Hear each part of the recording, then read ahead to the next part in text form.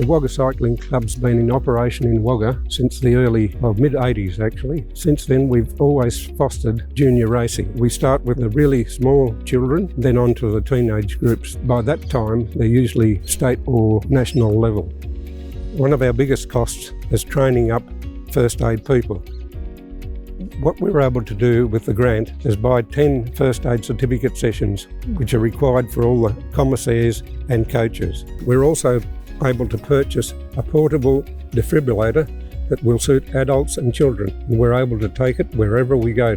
It gives us great peace of mind because we've got the equipment right on site where we need it at the time we need it. We really appreciate the grant from Transgrid and thank them for it because it's assisting us to get kids on bikes and keep them safe.